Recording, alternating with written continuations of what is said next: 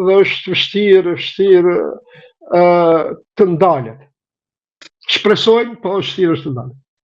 Mendoni që gjatë takimit që ndodhi në verën e Alas mes Trump dhe Putinit, mund të kenë ndodhur realisht ajo që u fol atëherë Jalsa e dytë për rivizimin e zonave të influencës, sepse nuk pam, sikur thatë ju, asnjë mbështetje nga Rusia për atë që ndodhi në Venezuelë, duket edhe në rastin e Iranit. Jo, pra kemi një marrëveshje të heshtur këtu. Shiko, unë i kuptoj këto lajme proxy, këtë hibrid që e përdorin hegemonistët sërbë, sepse shpresën e kanë të Putini, dhe vetëmin, dhe më thënë superfuqi, e din që me Kinën është falsë, kjo miqësi, s'kan kur farë lidhje, dhe Kina nuk ka fort interesat të mëdhaja në Serbi, për shkak se është treg i vogël, krahasuar me tregun evropian. Pra është edhe treg i vogël kështu numerik, por edhe nuk është kualitativ për shkak të ardhurave të cilat standardit njësor të cilën e kanë qytetarët e Serbisë, por e kanë aleatin e vetëm, besnik Rusi, jo rasisht Putini në këto sondazhet në Serbi, dhe gjithmonë në rastin më të keq që ishte para disa muaje, doli 65% në njërën nga këto sondazhe, tash mbase mund të ishte anti-Vučić. Por dikun e pa të lezu që ishte 65% për krahja e qytetarëve sërbë ndaj Putinit. Zakonisht shkon mbi 80%. Dhe këto thashë theme, se këto thashë theme u përdorën edhe kur Eseti, në dhetorin e 2024, dhe më dhe para 2 vite tashmë, kur iku në Rusi, ashtu e komentonin, se janë marrë vesh Trumpi me Putinin, me alon lindjen e mesme Turqisë dhe Izraelit, e Putinit Mingel Bani dhe Ukraina. Janë broshkullak. Realiteti është se Putini është dërmu keq në Ukrainë, do më thonë, ajo marrëveshja e këti Bretton Woods, 1924, apo kur dahen, domethënë kur krijohet realisht rendi i ri botnor, ajo është shkatruar me rënien e murit Berlinit. Pra nuk kemi më rend të ri, është ai rend i ri, nga 1989. E kemi një superfuqi që është Amerika, jetojmë në kohën asaj superfuqie, apo Pax Americanët, siç po i referohet, dhe janë disa fuqi tjera, tashmë është kriju fuqi, themi, akoma jo superfuqi Kina, po është një fuqi që i ka kalu këto disa fuqi tjera, si që është Rusia, si që është Gjermania, si që është Britania, Franca, të gjitha këto, Australia, Kanada, të gjitha këto e ka një farë përparësie konkuruse në diçka. Pra, Rusia ka bombat atomike, Gjermania ka ekonominë 2 herë më të madhe se Rusia, e kështu me radhë. Por superfuqi është SBA-ja. Rusia me luftën në Ukrainë është dobësu të mërësishëm, keni parasysh në vitin 1962 për Kubë, kur ishte Bashkimi Sovjetik apo Rusia Sovjetike e fuqishme, gati sa nuk plasi lufta bërthamore, lufta tretë botnore. Tashti ja kidnapon Amerika, si them, pionin, klyshin më duhur Putinit në Venezuelë, Madurën, dhe ai hesht, jep një deklarat ashtu përgjithshme, ngremës put, as mish as peshk. Para mendoni po t'ishte Putin, a do të mund, shiko, Maduro nuk është se vjet ka armë pushtet. Do më thënë, marrëdhëniet mes Amerikës dhe SBA-s dhe Venezuelës janë nga 1999, do më thënë kur Chavezi vjen pushtet. në 2001 ishte ai tentim puçi që dështoi mbështeti, e cilin Chavezi e akuzoi SBA-n, domethënë de facto që nga 2002-ta marrëdhëniet SBA Venezuelë dhe Rusi janë të tilla. Pastaj shtrohet pyetja pse Trumpi në mandatin e parë kishte po ashtu akuza ndaj Maduros, nuk e kidnapoi ta zëm 2019 apo 2020 sa ishte president. Jo, sepse atëherë Putin ja kishte arritur që të imponohet si fuqi, ishte pjesë edhe e G8 që tash mos është, dhe e filloi luftën në Ukrainë, u zhvesh, u pa që nuk është superfuqi. Prandaj gjitha këto janë si unë disa miq të mi ma nxunë për të madhe kur njohjen e Sirisë, për njohjen e Sirisë ju falenderova luftës në Ukrainë, sepse po mos ishte lufta në Ukrainë, po mos dobësohej Putini në Ukrainë, akoma do të ishte Eseti, Bashar al-Assad, Esed shqipi thuhet, do të ishte kryetari i Sirisë, edhe akoma nuk do të na njifte.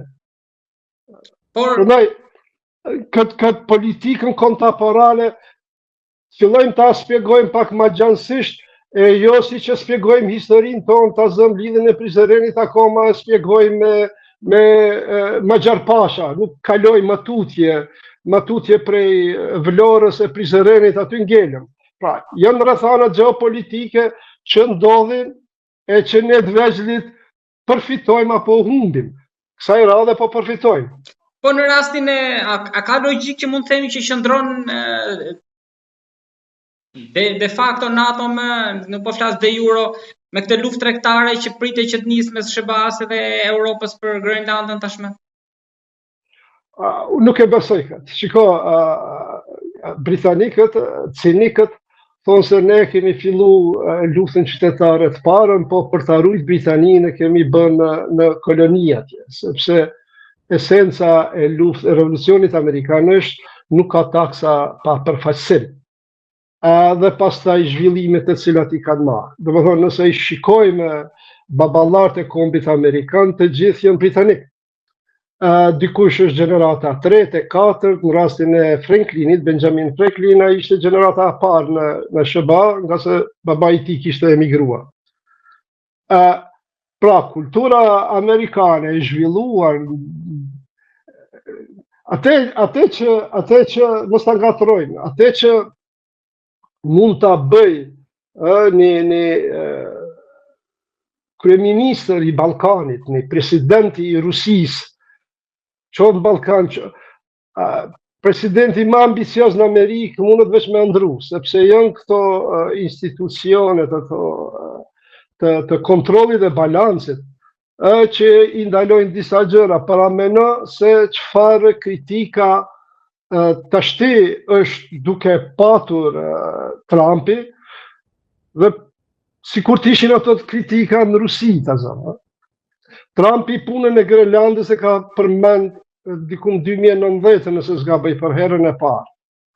Po t'ishte pra Amerika-Rusi, nuk do të bëhej maj diskutim se do t'ishin trupat aty. Atë që dua ta them është se unë jam i bindur që do të gjendet një zgjidhje, pra është njëra nga këto si them, reagimet e Trumpit, siç ishte me Tomahawkat që e pat një periudhë ku kërcënoi se do t'i përdor Tomahawkat kundër Rusisë, pastaj i heshti, apo si që pse duhet atje janë tropat e NATO-s.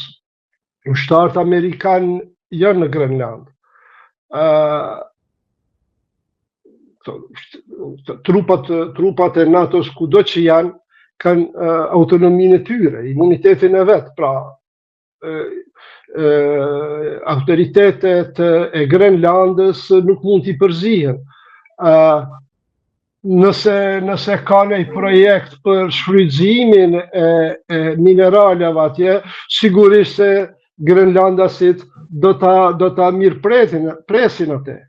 Se aty do të paguën tatimet e tjera. Nuk ka arsye, pos një arsye të cilën jep logjika, ajo është se për shkak të personalitetit të tij, Trumpi dështoi ta dali luftën në Ukrainë për 2 ditë, dështoi me Nobel dhe tash ka një farë ambicje që unë nuk po e besoj, po mbase mund të është një ambicje për të futur në historinë e presidentëve amerikan i cili e zgjeroi Amerikën.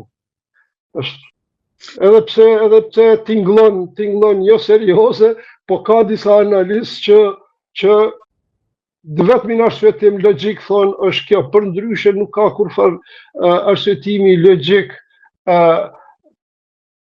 kjo.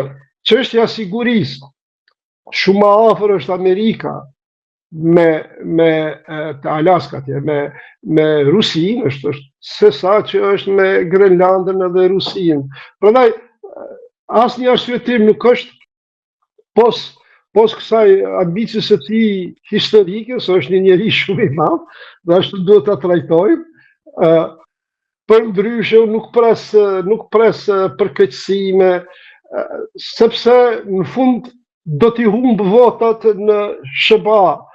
Pra tarifat nënkuptojnë ngritje të çmimit, sepse nëse ti produkteve të eksportit ja rritë 10-15%, domethënë për aq janë më të shtrejta për konsumatorët. Dhe janë disa produkte që asnjë shtet, domethënë 100% nuk prodhon produkte për konsumin e brendshëm. Gjithmonë kanë nevojë për produkte të huaja. Prandaj puna e tarifeve është përdorur në të kaluarën, nuk ka dhënë rezultat, nuk jep edhe tash. Për më tepër, Trumpi m'ia shpjegu profesorëve të Harvardit apo të Stanfordit, është shqasharake këtë punën e tarifave. Zoti Tali, edhe diçka të fundit kam. Ju numëruat pak më lart një listë të dështimeve të Trumpit, nga ajo e luftës e mëtej. Po besoni që brenda këtij mandatit të tij do ketë një zgjidhje finale për dialogun Kosovë-Serbi, pra ka shanse që t'i thras palët, siç bëni në rastin e Vučićit dhe Hotit, në këtë rast për një njohje finale, pra njëri të pranonte asociacionin, tjetri njohjen? Nëse don Trumpi, po, të Vučići edhe të Kurti apo të cili do kombinim, sepse ne kosovarët spari nuk i kemi fuqi, nuk i kemi një si them kështu, një ndjenje të shpëtuesit nga SBA-ja e tjera. Pra është edhe respekti, po janë edhe intereset për mos ta zhvillu deri në fund ndjenja kosovarëve ndaj SBA-s. Kurse te Vučići si ka ngel asnjë diçka, domethënë atë fuqinë, autoritetin e vet te Vučići dhe te Kurti mund e përdor dhe mund e zgjidh atë problem. Nëse ai do. Domethënë nuk ka asnjëri nga këta dy fuqimi, asnjëri nga këta dy, jo vetëm këta dy, po asnjëri në Ballkan nuk ka fuqi, mi thon Trumpi jo. Kurti kemi parë që ka kundërshtuar shpesh, ka pas një shpesh për disa çështje tjera. Për disa çështje po, dihet për cilat çështje mundesh ta kundërshtosh SBA-n, por dihet edhe për cilat çështje ke parasysh Bideni dhe Trumpi janë dy botëna të ndryshme. Trumpi është më ndryshe. E pat se çfarë i bëri Zelenskit atje në shtëpinë ovale. Është një, si them kështu, një specie ndryshe, duhet patur kujdes me te. Kanë kujdes edhe këta udhëheqësit, liderët e shteteve të mëdha, si që janë Gjermania, Britania, etj. E këta dvegjlit edhe më shumë tash. Por megjithatë ajo kokëforcia e kurtit është ka qenë ka treguar që ka Ja, kokëforcia kur të kesh kauzë është në rregull. Po kokëforcia pa kauzë dhe pa arsye nuk është më kokëforci, është çmendurie. Po e mbyllim me këtë. Unë të falenderoj shumë për bisedën, për analizën tuaj, që ndahet me publikun tonë. Të jam mirënjohës, falenderoj në emrin tim dhe në emrin e tyre. Ishte kënaqësi, përshëndetje të gjithë atyre që na kanë përcjell. Të uroj suksese. Gjithashtu dhe unë më të mirat.